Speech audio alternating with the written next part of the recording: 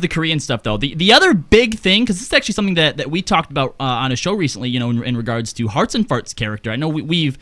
Well, maybe not Nika so much, but I know that Aniro, you made the sentiment that you didn't really see what the big deal was with Haurchefant because he was just a dude. Like, you forgot about him, right? Yeah. Apparently, that wasn't intentional. His character was actually changed from the Japanese version to the English version. The article goes on to explain that the localization team thought that some of his nuances might not appeal to the North Americans, so he was simplified, and Yoshida actually wasn't consulted about this change. He found out through forums online when people were showcasing the differences, and the thought was amongst the English localization team. It wasn't like the Japanese changed it. The English localization team did this to avoid any controversy over what his sexual orientation might be. Interesting choice. I don't know if that's the right choice. English localization team. Like, what the hell? Koji if you play it in Japanese, he's very flamboyant yeah. and very quirky. He might have been more true Mayakov flamboyant, or well, whatever it is. The point is, he would have stuck out a little bit more than just that guy who gave us hot cocoa. Yeah, no, that's and I mean that's fair. It's just, man, I don't. Hey, you got a problem with hot cocoa? Maybe I like hot cocoa. I don't know how I feel about that. I feel like that is like a really unnecessary change, considering especially considering like the movements going on. Yeah, in the America political climate, acceptance and things. Yeah, like that. it just seems like given the political climate of like the last 10 years or so, well, to not even talk to Yoshida about seems it is like crazy. A very weird choice to make. Especially the last, it wasn't the last patch, but when we got Wanderer's Palace hard mode, like the two NPCs for that like were straight up gay. That's right. Yeah. Yeah. So it's not like SE has like a weird stance or even a gray stance. And it's not even like dude, it's not like our community even react. They didn't even bat an eye. They were like, oh, hey, that's cool. Next thing. Right. You know what I mean? Like it was like, oh, hey, that's really awesome and you know, progressive, and then we moved on. Yep. Dude, Haurchefant was supposed to be my gay best friend. Bullshit. Or he has a crush on. Yeah, the Korean. Well, I'm gonna be crazy, so he better not. I like gay best friend way better. Like that's way funnier to me. Like that. Aniro, had that been left in there, had that sort of relationship been built, do you think you would have felt his death a little bit more? Yeah, probably. Yeah, it would have been more than just peace out. I mean, at least the character would have been more memorable. I mean, I don't know. Like, I don't. I guess it's impossible to really tell, but at least that. He would have been way more memorable. I definitely don't form attachments to characters in this game like I have in other games. Like, I don't know. You don't have an attachment to anybody in this? Not as much, no. Really? Yeah. If you were to pick one character you have the most attachment to. What about Minfilia? Boobs McGee. Minfilia? No, other Boobs McGee. The new chick? Would it still be Boobs How do you McGee? have any kind of attachment to her? We've had one quest with her. Because she has boobs. Wait, which one? Oh, the fucking pirate chick? Yeah, the pirate chick. Yeah. If she were ugly, would that be the case, Nero? Huh? If she were ugly, would that be the case? If she was a Rogadin. Yeah, no. Iceheart has a lot of attachment. No. For you, you like her tsundere. Her storyline was good. I don't know. When you say attachment, do you mean like attachment? Her tits? Anyway. Boobs. Or the penis? No? All right, so Merle Whip. That's actually an interesting question. Who is like your NPC that you most... Can we? I don't know. Can we like maybe go back to the Hearts and Farts thing? Could we get like an option in the settings? Hold on. Listen to this. For, like, no, listen to this. Hearts and Farts normal, Hearts and Farts super gay. No, wait. Listen to this. Listen to this. All right, because the Korean version, or just maybe one is his actual, Haurchefant's, the other is Hearts and Farts, and that's the more flamboyant one. Listen, Andy Farts. Prepare to be salty. Yeah. Because the Korean version was based off the English version. So they got the same version of Hearts and Farts that we did, but then they reworked it. If anyone in Korea now does the quests, they'll see the true version. The people who have already done the quests can go to the Neverending Journey, rewatch them with the original version, whereas we just get the boring version. Bullshit. Why can't we have that? Even if like we don't get it like voice acted, can we get it with like subtitled or something? Well, I think a lot of it has to do with the voice acting too. I want a toggle slider for how gay I can make him. Can we do that? Closed captions being brought to you by Lance Bass and Enrique Iglesias. Your character's got like shorts on that go down to your knees, and the more you toggle the slider up, they get closer to being short shorts. Nice references straight out of 1996. Right? Wow. Holy shit. What year is it? Don't worry, that was only 20 years ago. We're old. Yeah. Yeah. Well, I don't want baby Thor to know what I'm talking about. All I right. just the picture of his like mom walking by, like, you're letting him listen to this? What have I told you about that podcast, damn it? Don't make me get the hammer.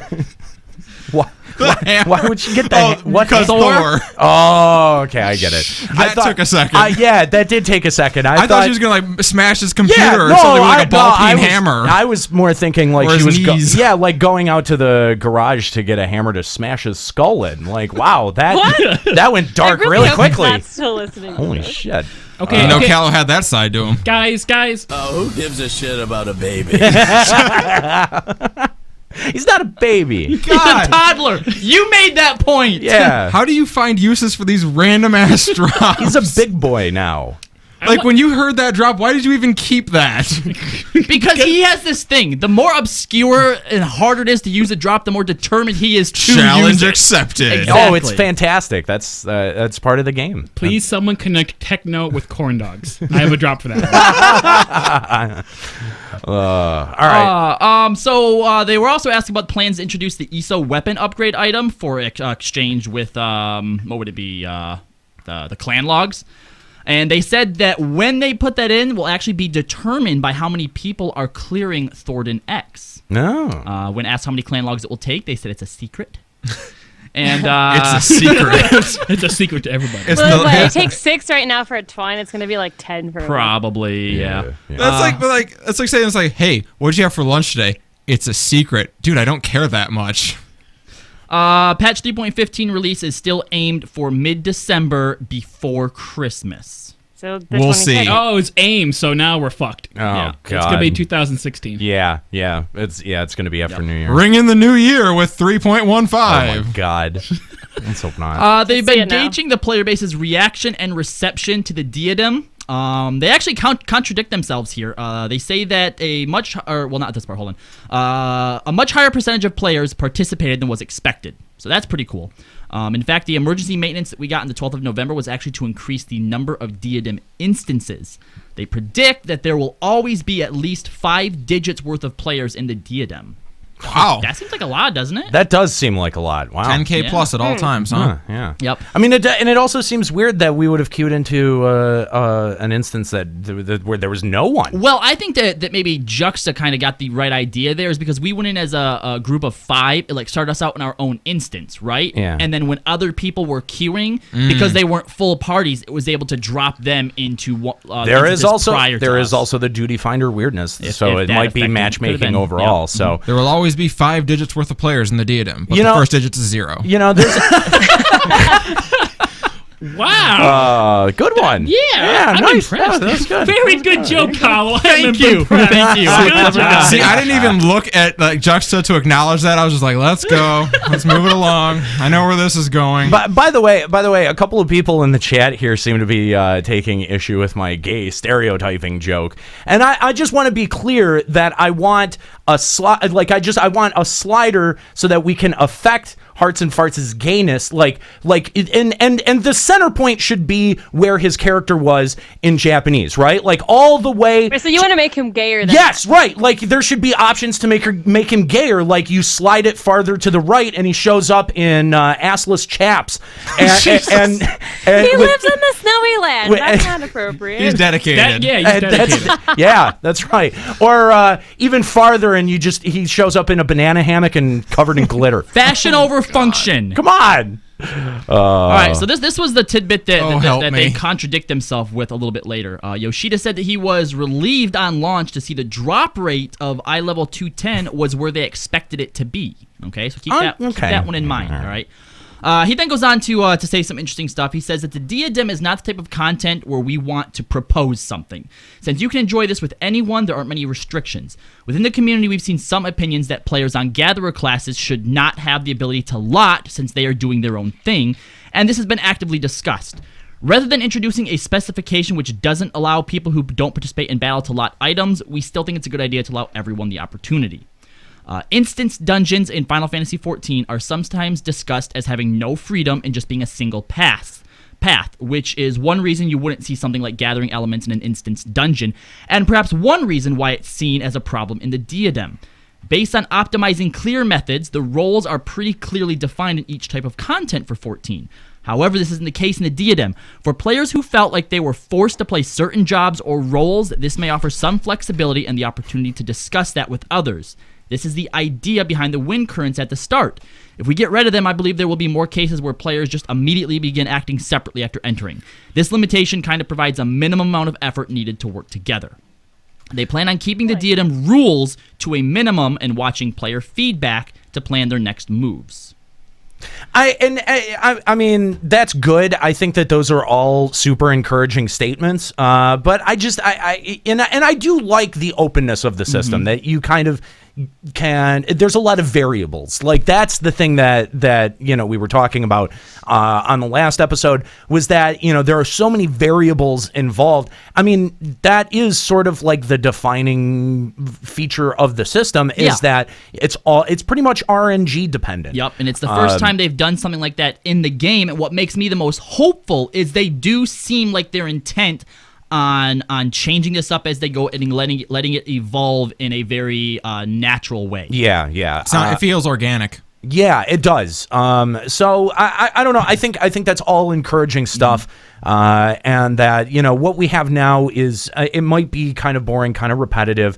But, people are, as Gates Hunter was saying earlier, people are figuring out a whole new meta for this, for this feature. And I think that is some of the more, because that's what I was saying, is that, even though everyone's going in there and mobbing one island in the first week, like, that's not going to be the most effective way of getting loot. And so that's going to end up affecting how people play. They're not just going to be lazy and go to a place that doesn't give them any 210 gear. Well, what's nice about this, and like my biggest fear was the first time they really talked about the Diadem, was we'd see something to the effect of, we're getting lots of negative feedback about the RNG elements, and we'll be looking to scale that back or something. Or maybe we went too far with that. There's nothing like that. They're saying, no, this is kind of what we had in mind. We want to do a little bit of work with the mob placement and stuff to kind of guide it, but this is what we have in mind. Well, actually, they did scale things back a little bit, because they did that in the fix, sort of. But this was the thing that I was talking about. They said monsters were being killed faster than anticipated,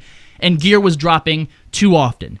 Hence the hot fix. Okay. So that's not taking away the aspect of RNG. That's just saying, look, we have the drop rates a little high. And at first I thought that was a little contradictory, but to go back to what I was saying juxta earlier, the drop rate was increased. The rate at which they're dropping are fine. How often they're dropping was not fine. So yes, they changed that. Okay. And so the drop rate was increased. Then go on to say a few things that hints at a deeper layer of the mechanics in the Diadem. The interviewer asked, speaking about notorious monsters which spawn under certain conditions. Although it seems like more enemies are appearing each day, it seems like the chance to see an NM is timed. Is it possible to make it so they can be forced to pop? Yoshida says the appearance of monsters isn't timed. The frequency of their appearance is probably higher than right after publication, as everyone is getting used to the content and doing the actions which trigger them to spawn. Originally, people were just roaming around defeating monsters here and there, whereas now they are focused on gathering them to a certain location, defeating them, which is increasing the likelihood of finding a trigger. They asked, is this something that players will be able to figure out? And Yoshida responds, there should be some degree of speculation. For example, it's possible that other parties may reduce the chance of finding a trigger. That said, we're not... They had made mention of that mechanic. The idea that you might show up after somebody else, and that could possibly affect. Other people farming in the zone would have an ability to impact what you were doing. Yep. He said, that said, we're not going to immediately release the trigger condition, so I hope everyone discusses this to try to clarify it. The guy says this can be difficult to tell, and Yoshida says that the Diadem instances are generated in 4-hour increments, and new parties come in 1 hour after the other after spending 90 minutes there. Because of that, it's possible that parties who were active in the instance earlier might have already triggered some of the conditions, so it can be difficult to guess. However, I think the ones related to defeating enemies are straightforward. Okay, that's really interesting, actually. That's going to be really hard to I didn't realize figure that it worked that way. So you've got one group that goes in for 90 minutes, an hour passes, and then that same instance is re-inhabited for another 90 minutes, and then that instance dissolves. I've noticed that we were like almost ready to run out of time, or like there was a group that was already in there right as we enter, and then that entire group just disappears, and we're still there. And I'm like, that's an interesting way to stagger players. Yeah. Yes. Yep. That is interesting. That it is maybe a bit larger than we all thought. No, I mean that's to me. Some of the monsters probably the are just conditions kill but if you stuff think about it, to it's pop still them. just kill stuff, pop things, get gear. Well, no, that's what we've been doing because here's my thing. Up until when we were in there just the other night, the what was the giant like not the brontosaurus, the giant buffalo thing. Yeah, I had never seen that before. I've never seen that until one. that night. The Wisent, and then we saw 2 in a row. Right. Okay, so I don't know if that. I don't know. Again, some of it, probably is just fight things until they But pop. I like that they're not. What the most encouraging thing out of that entire section right there is that we are not going to tell you. Yes. And I mean, what you've been talking about wanting, Nero, is that extra layer of complexity underneath it all. I think we've all been talking about that. Yeah. We all want Absolutely. something in that. Yeah, the but only however- the only question that I have in regards to that is, what's the point of popping these different NMs? They Right, all if you still just get 210 drop gear, right? random stuff. Yeah. Unless I mean- their chance of Or it do being they? 210 is a higher percentage or something. Who knows? Or like in the future, these extra difficult NMs might drop actual exclusive gear. I Or don't know. I something. feel like Who knows? if it's just gonna drop a 210 piece, or if it's like guaranteed to drop 210, I almost feel like it's not worth figuring out if we can still just beat our faces into I mean, that oblivion. would be a good way to do it if there were certain tiers that dropped specific stuff. That way, then people would be a little bit more careful. motivated to figure it out. Yeah, I and they had a would be quick going after question, too. specific stuff. I remember when I was, or maybe it was when we were streaming, someone mentioned that if you unglamour the random gear that drops, that the base gear is a new model of stuff. Is that true? It's a recolor of an old model. Oh, okay. No. So then they say this sounds like a traditional MMORPG kind of thing. And Yoshida says, well, in first generation MMORPGs, hunting monsters in the field was something you would do 24/7. Conditions like if Monster X is defeated and NM pops might feel familiar, but for parties which enter later, there's no way to know what has already been defeated. Bum, bum, bum. So maybe like that star or Wisent can only spawn twice in a Diadem instance, and maybe the Brontosaurus can only spawn once or twice per instance, and then after that, you're just wasting your time farming at Dino Island. Or maybe- they spawn less often or something. Yeah, Could or be. it takes harder to spawn them. Yeah, don't that's know. interesting. Yeah. There's a bunch of other stuff too. They said that tank queues in Void Arc may seem long because they probably are longer. More people are playing Dark Knight, and people play tanks thinking, "Hey, I'll get a quick queue." But at the moment, that just isn't the case. But that's always been like that for the Crystal Yep. Tower raids Yep. too. Especially I mean, because there's only one tank yeah, per party rather exactly. than 2. 3 tank slots. Yep. Yeah. They also, and actually maybe this was what they were thinking at first, and yeah, this is probably kind of old now, but they said Duty Finder waits likely due to players being spread out over so much more content at the moment. Could be other factors looking into this as a priority, which obviously I think they figured out. They also go on to say that the Void was meant to be a generalization up until now, but going forward in the story, we are going to be learning a lot more about it. That's X-Death, go. That's exciting. I'm okay. I think that's that's a pretty cool plot point to work with. So A clearer view and understanding of the Ascians and the Umbral era as 3.x comes to a close. That's cool. Well, that's a long time from now. Admits that maybe Echidna could have been a bit stronger. You think, huh? yeah, yeah, I do think. Yeah, I agree with that. Like, how about just swap Echidna and Kushalane as the final boss? Because Thordan EX designed to be reminiscent of Nail in the second coil of Bahamut. Do you get that, Nika? Yeah, in terms of like the crazy string of random ass mechanics you have to memorize, yeah. All right. There were a lot of. But this next part makes me really, really Phases. Here sad. comes the salt. This is the sadness. Hold on, but Nail has no dick. How can she be compared to Thordan? maybe The Thordan battle doesn't have a dick. mechanics are compared, not the look of them. Shut up, Juxta. All right, so for all those people that have been I don't even know complaining, where he was going with that. I don't either. That there hasn't been a lot of salt on the show and that it's been very tame. Here it comes. Get ready. Thordan EX was a unique addition. The story mode was actually a dumbed down version of the original they thought might be too difficult at the time. Well, that's pretty clear. They added a bit more for the extreme version to the original. That's not the story one we know, but the actual original. Going forward, the next Primal will likely be scaled back in regards to Thordan Extreme. Why? I There like was how he somewhere had, else like, I when- saw the quote where they said it specifically was to help people that are struggling with Savage 3, and it was just thrown in to help those Oh people. my And so God. because of that, it's a very unique situation that they were placed in, and so in the future, we probably won't need that kind of situation. Come on. I like as Yep. Callow begins reading that, and Nero just reaches over and takes a thing of his drink to like get his throat ready. Seriously, why? Why dumb it down at this point? Have people even been complaining about Thordan EX being too No, hard? Like, I there's don't think pugs they that are have. beating I mean, it. it's definitely harder than any of the other Primal X's, which I think is cool. But if you actually spend the time to learn it, it's not. I mean, it's not that hard. Here's the thing It's fun. here's the thing that Actually, I like bugs it.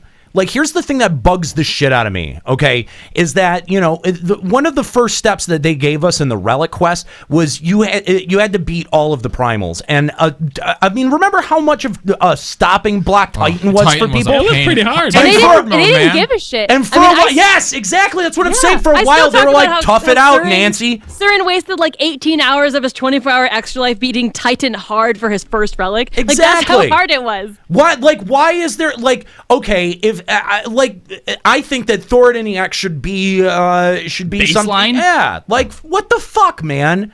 That I think that's a serious cop out to say that they're gonna dumb it down moving forward. I don't know. I don't think that's what the player base wants. I don't think that's what. I mean, that's definitely not what the rating community needs.